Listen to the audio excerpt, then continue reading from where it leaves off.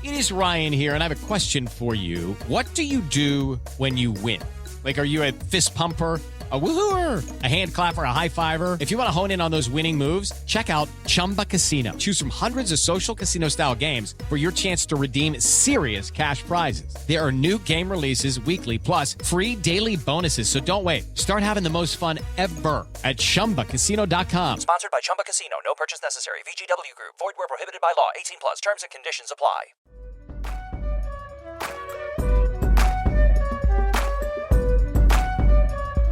Wednesday, January 29th, 2025. You are listening to the Daily Dose Sports Podcast, and I am your host, Clint Daly, coming to you from the Mile High City here in Denver, Colorado, and we are back for another week of talking sports with a dose of common sense. Hey, happy Wednesday to you. We are already halfway to another weekend.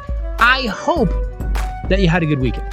I hope your week is going well. I hope you, your family, your friends, everyone in your world is staying strong and healthy right now. And of course, what else could we start with? Let's just jump in right now, because Super Bowl 59 is set. Hey, you know, the United States cannot agree on a whole lot these days. We're just fighting about pretty much everything. But I think we were all kind of rooting for the same thing this past weekend in the NFL Conference Championships, right? Hey, let's go Washington Commanders and let's go Buffalo Bills. Isn't that what we were all kind of cheering for? It isn't that we hate the Philadelphia Eagles, but they have been to the Super Bowl recently, and the Commanders would have been a wild story with that rookie quarterback situation, right? Plus, how do I say this? I mean, Philly fans, kind of animals, right? However, on the other side of the league, we are all fully sick to death of the Kansas City Chiefs. We are sick of Patrick Mahomes. We are sick of Taylor Swift. We are sick of Jackson Mahomes. We are sick of the refs making bizarre calls. We are sick of Travis Kelce. We are sick of Andy Reid. We are sick of Chris Jones just sobbing all the time. Why is he always crying? What's he crying about? So, of course, at the end of championship weekend, we all got exactly what we did not want. Hey, that's how these things go sometimes. In the NFC Championship, the Washington Commanders, hey, they started nice. They had a good drive to start the game. Now, they did end up settling for a field goal after going for it twice on fourth down on that first drive. That concerned me a little. And then it took exactly one play for the Eagles to score a touchdown as running back Saquon Barkley broke off a 60-yarder on first down. And, you know, those first two drives kind of summed up how the game went. The Commanders' offense battled, but came up short far too often, and they turned it over 4 times. And then the Commanders' defense, they just had no answer. The Eagles racked up 459 yards, and 229 of those yards were on the ground. Now, the game was not without controversy. In the fourth quarter, the Eagles lined up for their patented tush-push play at the goal line. And the Commanders' defense just kept jumping off sides so many times that the ref announced, hey, if it happens again, we're just going to award Philadelphia points. Huh. Okay. Interesting. Saquon Barkley rushed just 15 times, but he had 118 yards. He had 3 touchdowns. And it kind of reminded everyone that while they're all arguing Lamar Jackson's the MVP, no, Josh Allen's the MVP, it's actually probably him. The Philadelphia Eagles put up 55 points on the Commanders. They roll to a 55-23 victory.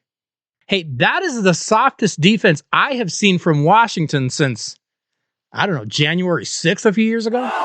But again, we don't have the same hate for the Eagles. Sure, after the game, a 25-year-old man was stabbed by a 34-year-old man in the parking lot at the stadium.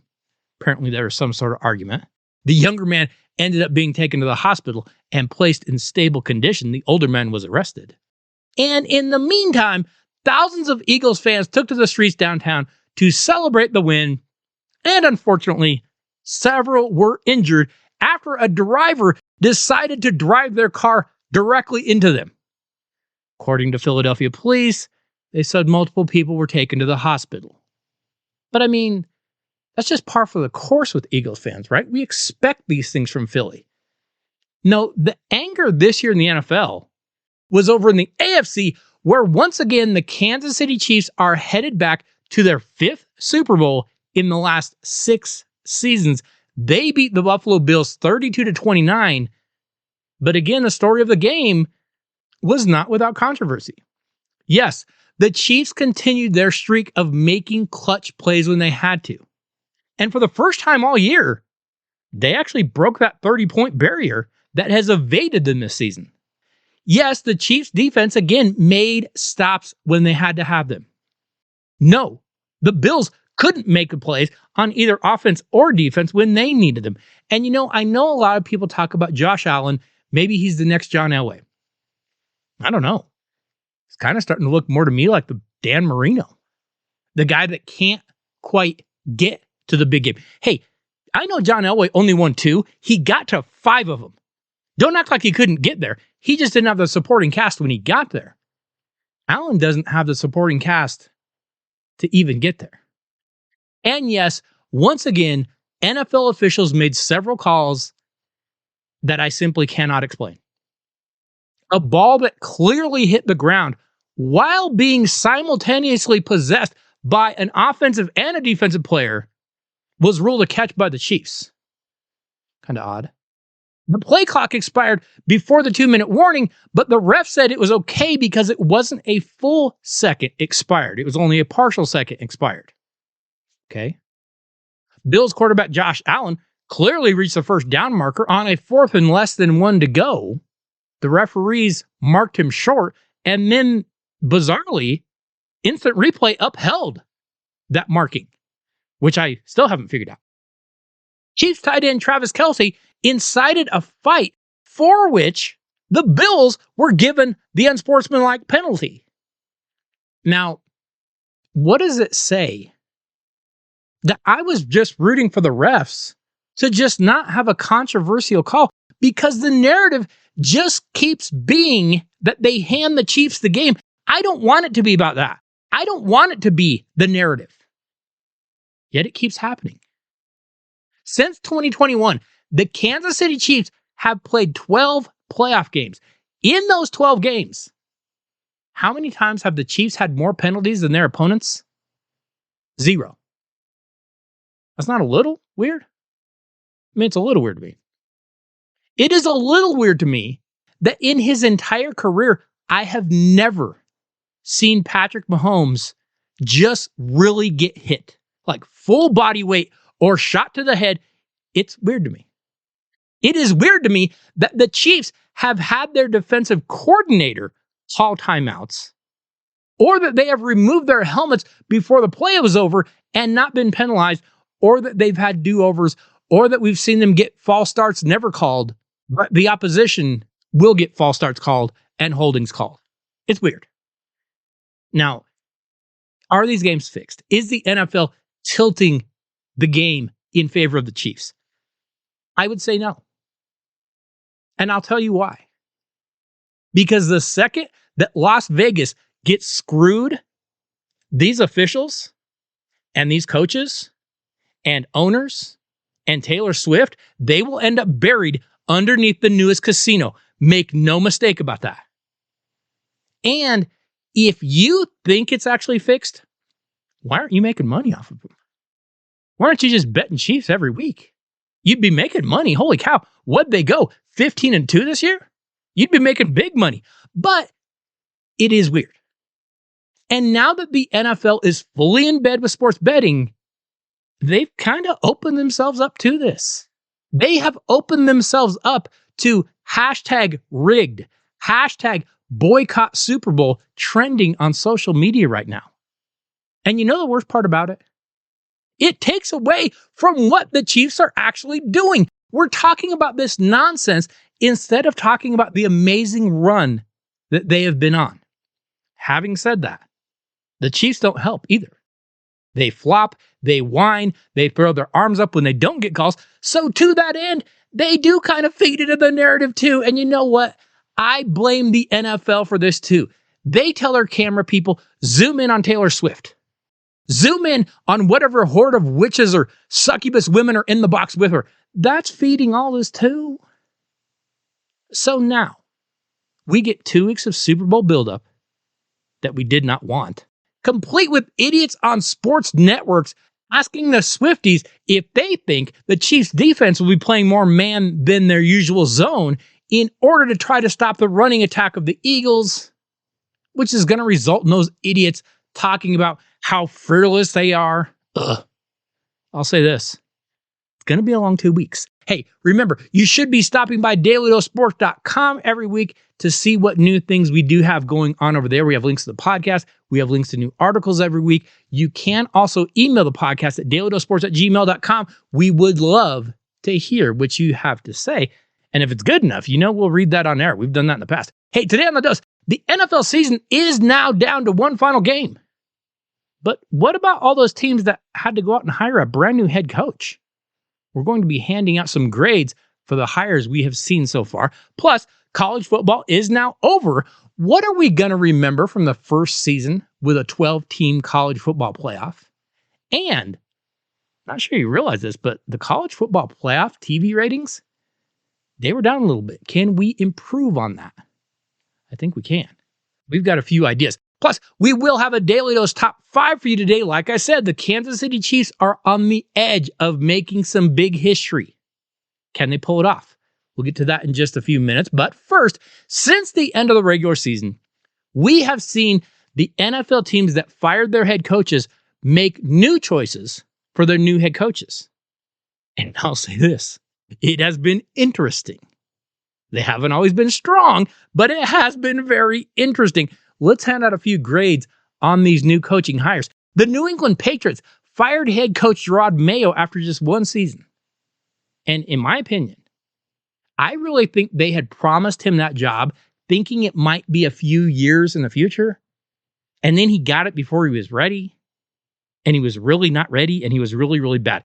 Maybe he could have grown into the job, but he wasn't ready. Well, the Patriots went out and they picked up former player and former Tennessee Titans head coach Mike Vrabel. He immediately brought back former offensive coordinator Josh McDaniels, and he will be resuming that job. Of course, Vrabel was 54-45 during his time in Tennessee, and Vrabel is an old school football guy. He has old school tendencies. He's going to want to run the ball. He's going to want to play defense. There won't be any tricks. It won't be very pretty, but it'll probably work to a degree. Now remember, Vrabel was never all that quarterback friendly. That could be bad news for Drake May, but Vrabel should get the Patriots at least winning again. I'll give that a B+. The Chicago Bears needed some kind of scapegoat for that disaster of a season they had, and they got it in head coach Matt Eberflus, who was, by all accounts, terrible. The Bears have some pieces, if they could just get them all up to speed together. So the Bears went out and they hired Detroit Lions offensive coordinator Ben Johnson. I actually think this is a good hire. His scheming ability, his creative offensive game planning, it took the Lions to new heights, and he made Jared Goff into one of the best quarterbacks in the NFL, at least until that playoff game. Johnson also showed he can build a very, very good run game. We saw that with Jahmyr Gibbs and David Montgomery this year. One thing that could be a problem. Ben Johnson likes to do things his way. Can players like Caleb Williams and DJ Moore adapt to that? Because they like to do things their way. I'll give that hire an A- though. The New York Jets fired head coach Robert Saleh mid-season because they were such a mess. And then they went and hired one of their own to take over. Aaron Glenn played 7 years with the Jets, and he has been the defensive coordinator in Detroit for the past 3 seasons. Of course, this season, he might have actually done his best job, as the Lions had to keep overcoming injuries all year. I don't give this quite as high of a grade as many people do, though. It's not a knock on Glenn. It's that the Jets are an absolute dumpster fire. The team has a ton of roster issues. The team has an owner issue. I'll give it a C+. I like Glenn, but he's walking into a mess. The Las Vegas Raiders are now paying 4 head coaches after firing John Gruden, firing Josh McDaniels, and now firing Antonio Pierce. Then they waited a few weeks and then fired their general manager too. Well, they really wanted Ben Johnson, but ultimately they ended up signing 73-year-old former USC and Seattle Seahawks head coach Pete Carroll. Hey, this is the oldest head coach signing in NFL history. But understand this, Carroll's an old man, but he's forgotten more about coaching than either McDaniels or Pierce ever knew. The problem is obvious. He's old. He'll be closing in on 80 by the end of that 3-year deal. But he will undoubtedly improve the Raiders. My concern is how much energy will he have? Pete needs to hire some good young assistants. Side note, the AFC West is now one of the most stacked divisions in NFL history coaching-wise. Andy Reid, Hall of Famer. Jim Harbaugh, very good, probably a college football Hall of Famer, and we'll see. Sean Payton, on the edge of a Hall of Famer. And Pete Carroll is probably on the edge of a Hall of Famer. Hey, this division is loaded with coaches. The other problem for Carroll is it is also loaded with quarterbacks. Patrick Mahomes, Justin Herbert, Bo Nix, and Aiden O'Connell. One of these things is not like the others. One of these things doesn't belong. So I like the Pete Carroll hire. I don't love it. Having said that, Pete is almost old enough to run for United States president. He's getting there. He's not quite there yet. I'll give that hire a C+. The Jacksonville Jaguars fired head coach Doug Peterson because they kept regressing. And then, again, they waited a little longer and also fired their general manager too, which I don't understand, but whatever. Then the Jags actually pulled off a bit of a coup. Widely considered to have been Tampa Bay's head coach in waiting, a dramatic 48 hours saw Liam Cohen eventually sign to take this Jags job. And the biggest benefactor of this will be Trevor Lawrence, because Cohen has been one of the NFL's most intriguing offensive minds, and he showed he could turn around Baker Mayfield. Baker Mayfield has thrown for 4,000 yards now in a season. He took the Bucs to a second straight playoff berth. Hey, I think this is a steal for the Jaguars. The biggest question I have now is, who is Trevor Lawrence really? Has he been the result of poor coaching, or is he just legitimately not the guy? We're going to find out pretty quick. I'll give this a B+. The Dallas Cowboys are doing things that only make sense in Jerryland. Mike McCarthy and the entire coaching staff were in the final year of their contract. Well, they failed miserably. So the Cowboys allowed those contracts to expire, and they needed a new head coach. So they knew this day was coming for like a year, and yet seemed completely unprepared. They say they toyed with the idea of bringing in Deion Sanders, but I don't believe that for a second. He's barely ready for the job he has, let alone one in the NFL. I know we keep being told the Dallas Cowboys job is a great job, but you have to live in the shadow of Jerry, who thinks he's the GM and the head coach, sometimes the starting quarterback. And you're in salary cap hell because you gave big contracts to Dak Prescott and CeeDee Lamb, and now Micah Parsons is due a new deal. So after everyone else took other jobs, the Cowboys were forced to settle for their own offensive coordinator, Brian Schottenheimer, who has a history of making every offense he coaches worse. In his 14 years of being an offensive coordinator, he's led teams to top 16 offenses. That's not great. That's just top 16 4 times. Below 20th, 7 times. That's not good. Well done, Dallas. You failed in every way imaginable. Not only did you not get a splashy hire or even a proven commodity, you got an unproven guy that has a history of failing, but that seems to be what Jerry wants. Because Jerry wants it to be about him, not about his head coach. Nice work, Cowboys. You get an F. The New Orleans Saints finally had enough of Dennis Allen. They let him go after he went just 26-53 on the job. However, I have to give the Saints an incomplete because they have yet to hire a new head coach. Now, maybe that's because they're being really thorough. They're going to make sure they get the right guy. They have talked to Eagles offensive coordinator Kellen Moore. So maybe they're just really doing their homework. Or maybe no one wants the job. Ryan Seacrest here. When you have a busy schedule, it's important to maximize your downtime. One of the best ways to do that is by going to ChumbaCasino.com. Chumba Casino has all your favorite social casino games like spin slots, bingo, and solitaire that you can play for free for a chance to redeem some serious prizes. So hop on to ChumbaCasino.com now and live the Chumba life. Sponsored by Chumba Casino. No purchase necessary. VGW Group. Void where prohibited by law. 18 plus terms and conditions apply. The 2024 college football season is now over, and the very first 12-team college football playoff is in the books. A couple of thoughts. First, what would be your most memorable moment from this college football season? I mean, if I had to choose, I would say two things stand out. First, the Ohio State Buckeyes rallying from their season finale loss to rival Michigan to win the national championship. And also, the 12-team college football playoff being a bit of a mess in terms, at least, of format.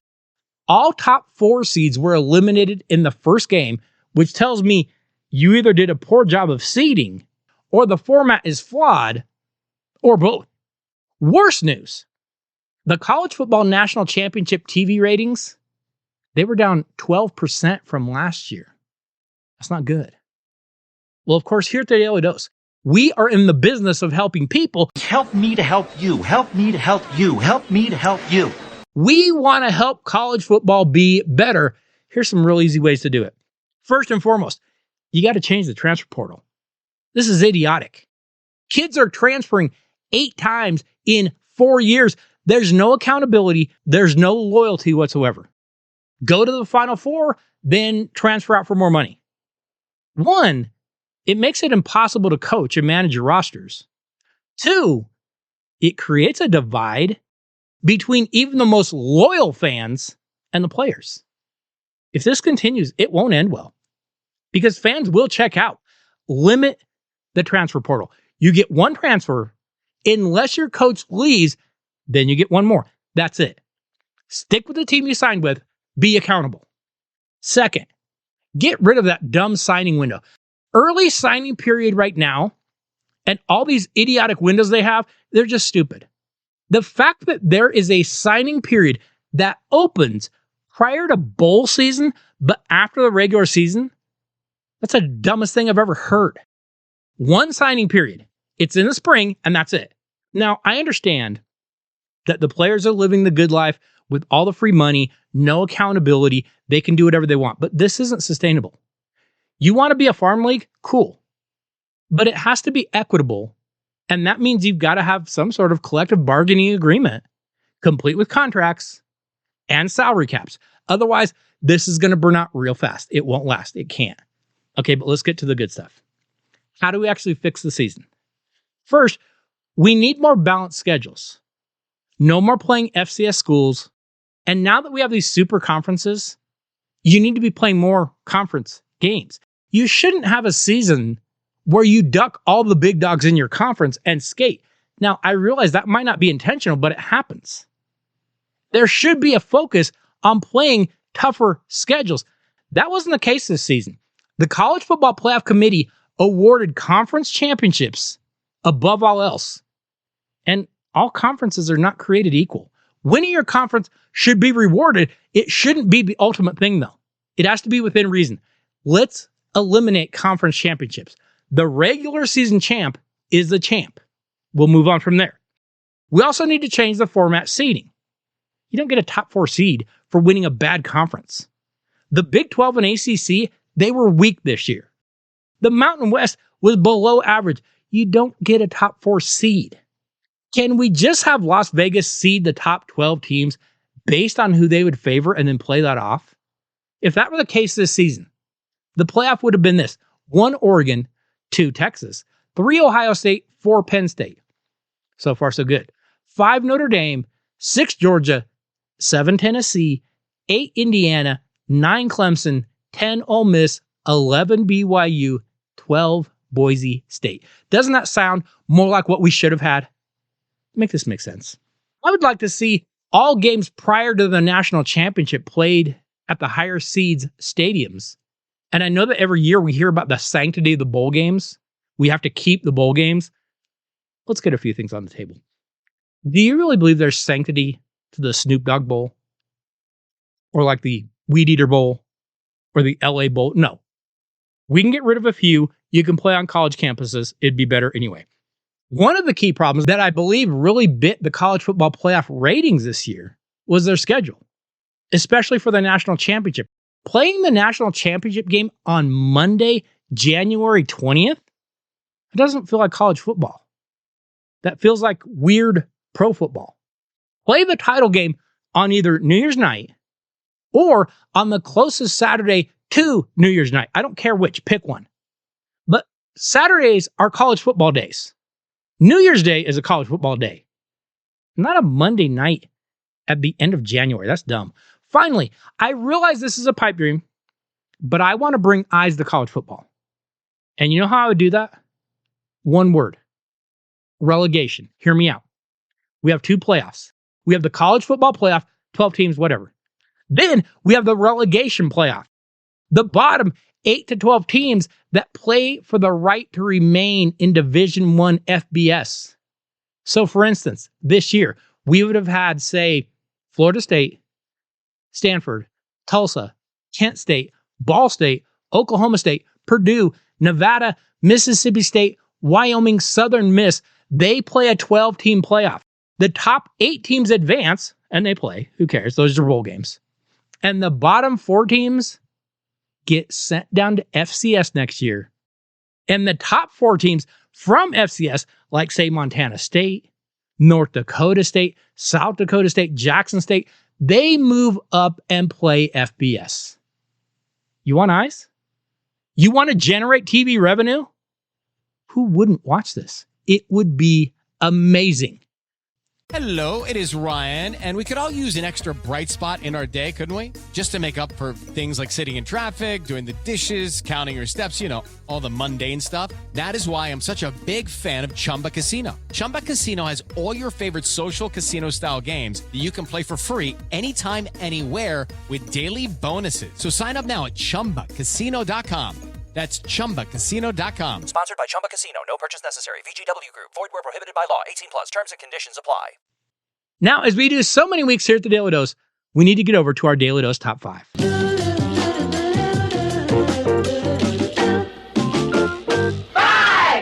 The Kansas City Chiefs are trying to make NFL history. In the history of the Super Bowl, no team has ever won 3 Super Bowls in a row. Well, of course, the Chiefs beat these same Eagles in a 38-35 shootout that featured, you guessed it, a controversial defensive holding call against the Eagles. Then, last year, the Chiefs beat the San Francisco 49ers 25-22 in overtime. Well, in the history of the Super Bowl, there have been back-to-back Super Bowl champions 9 different times, and now 10 different times. And yet no one has ever managed to win a three-peat. Today, our Daily Dose Top 5 counts down the closest that we have ever come to a Super Bowl three-peat prior to this year. Because like I said, the Chiefs are now closer than anyone has ever been before. Let's start off at number 5. And we go back to the year 2005. The New England Patriots had gone 14-2 in back-to-back seasons in 2003 and in 2004. First, they beat the Carolina Panthers in a very close game, Super Bowl 38. We thought it would be a blowout. Tom Brady had to outduel Jake Delhomme. He won the MVP. The Patriots scraped out a win against the Panthers. The following year, the Patriots went back to the Super Bowl, and in Super Bowl 39, wide receiver Deion Branch got the MVP, and once again, the Patriots scraped out a tight win over the Philadelphia Eagles. But in 2005, well, the Patriots defense just wasn't quite as good. After they had allowed just 15 points a game the previous 2 years, the defense was allowing 21 points per game that season. New England went just 10-6. They managed to beat Jacksonville in the wild card round, but then they came to Denver for the divisional round, and they got beat by Jake Plummer and a 100-yard interception return by Champ Bailey on Tom Brady. The Broncos beat the Patriots 27-13, and the Patriots' chance at a three-peat came up short. The 2005 Patriots come in today at number 5. We move on to number 4, and we go back to the 1974 season where the Miami Dolphins had won back-to-back titles. Of course, in 72, the Dolphins became the only team in NFL history to finish the entire season undefeated. Bob Greasy and Larry Zonka and Paul Warfield and that Miami defense under Don Shula rolled to a win in Super Bowl VII over Washington. They followed that up in 73 by going 12-2 and blowing out the Minnesota Vikings in Super Bowl VIII. Well, in 74, the Dolphins were still formidable, but the rest of the league was catching up with them. They managed to go 11-3, but in the divisional round, Miami faced the Oakland Raiders, who were just starting to come into their own. Ken Stabler threw for nearly 300 yards, and in the final seconds, he found running back Clarence Davis in the infamous Sea of Hands game. Stabler threw the ball to the end zone while falling down into a crowd of Dolphins players, but it was Davis that somehow came up with the ball to win the game. Raiders 28, Dolphins 26, and the back-to-back champs were done. The 74 Dolphins come in today at number 4. We move to number 3, and we get to the next dynasty in NFL history because the Pittsburgh Steelers had actually beaten those 74 Raiders. They had gone on to win Super Bowl IX over Minnesota in a really ugly game. But it wasn't a fluke. The Steelers rolled to another title in 75. Hey, it was one of the greatest teams in NFL history. You had Terry Bradshaw and Franco Harris and Lynn Swann and Jack Lambert and Joe Green and Jack Hammond, Mel Blount. Pittsburgh rolled to a 12-2 record. They would face the Dallas Cowboys in Super Bowl X. Lynn Swann had a huge day. He would be named the game's MVP. So in 76, the Steelers were back. They were looking to go 3 in a row. However, once again, it would be those Oakland Raiders that did the Steelers in 2. The Steelers went 10-4. They beat the Baltimore Colts in the divisional round and advanced to the AFC Championship game. But that year, they had to go to Oakland. Well, the Raiders were in their prime. Stabler threw 2 touchdowns despite only passing for 88 yards, but that Raider defense was dominant. They held Pittsburgh to just 237 total yards. They beat them 24-7 and would go on to beat Minnesota in Super Bowl XI. The Steelers would actually win back-to-back titles again in 78 and 79, but in 80, they didn't even make the playoffs. So the 76 team came the closest. But they lost in the AFC title game, and that places them at number 3. So we reached number 2 of the back-to-back Super Bowl teams that came the closest to winning 3 in a row. And we go back to 1994. The Dallas Cowboys came close to making it 3 in a row, but they came up just short. After blowing out the Buffalo Bills in Super Bowl 27 by a score of 52-17, the Cowboys came back in 93 to, yes, you guessed it, beat the Buffalo Bills in Super Bowl 28 too. But Troy Aikman, Emmitt Smith, Michael Irvin, that nasty defense, they were just too much. However, Cowboys owner Jerry Jones was tired of fighting head coach Jimmy Johnson, so after winning back-to-back Super Bowls, he replaced him with Barry Switzer. And while Switzer would eventually get a title, it wouldn't be in 94. The Cowboys were again dominant all year, but teams were catching up to them, and Switzer just wasn't Jimmy. Dallas went 12-4. They beat the Green Bay Packers in the divisional round of the playoffs, but in the NFC title game, the San Francisco 49ers just had so much firepower. Steve Young had Ricky Watters and Jerry Rice and John Taylor, and Aikman had a huge day, but he also threw 3 interceptions, including a pick 6. The Niners jumped out to an early lead. They held on late and beat Dallas 38-28 and went to the Super Bowl, where they would beat the San Diego Chargers. The Cowboys came up just short of making it back to the Super Bowl in 94, and they come in at number 2. So we reach the number 1 team that until this season had come the closest to a three-peat. And we reached the 1990 San Francisco 49ers. The Niners were absolutely dominant. After Joe Montana helped them scrape out a win over the Cincinnati Bengals in Super Bowl 23, they came back the next year even better in 89. Bill Walsh had stepped down, but George Seifert still had them rolling. They went 14-2 in 89. Then they beat their postseason opponents, the Minnesota Vikings, the LA Rams, and the Denver Broncos by a combined score of 126-26. But again, you had Montana, you had Rice, you had Taylor, you had Roger Craig, you had Tom Rathman, Charles Haley, Ronnie Lott. The Niners were one of the greatest teams ever. And in 1990, they actually looked like they could do it again. Once again, they went 14-2. They blew out Washington in the divisional round, but in the NFC title game against the New York Giants, leading 13-6, the Giants hit Montana in the back of his neck, knocked him out of the game. Steve Young wasn't quite ready. The Giants kicked 5 field goals and beat the Niners 15-13. Now, the Kansas City Chiefs have already gotten further than any other team trying for a three-peat. They actually made it to the Super Bowl. Can they win one more game and put their name in the record books? We will see in Super Bowl 59, but their run has been amazing either way. Hey, next week on The Dose, Super Bowl 59 is set. We will be bringing you our very own unique Daily Dose Super Bowl preview to get you ready for the big game.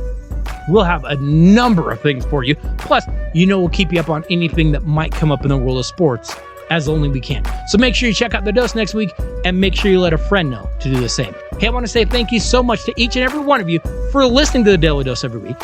Thank you for the emails. Thank you for their texts. Thank you for their tweets. But more than anything, thank you for sharing the show, for sharing the videos, for sharing the articles with someone that you know. We absolutely love it when you do that. I'd say thank you to JSP. Could not do any of this without you. I will see you all next Wednesday. Have a great week, everybody.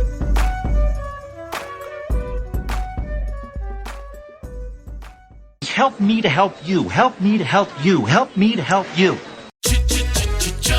Looking for excitement? Chumba Casino is here. Play anytime, play anywhere. Play on the train, play at the store, play at home, play when you're bored. Play today for your chance to win and get daily bonuses when you log in. So what are you waiting for? Don't delay. Chumba Casino is free to play. Experience social gameplay like never before. Go to Chumba Casino right now to play hundreds of games, including online slots, bingo, Slingo, and more. Live the Chumba life at ChumbaCasino.com. VGW Group. No purchase necessary. Void where prohibited by law. See terms and conditions. 18+.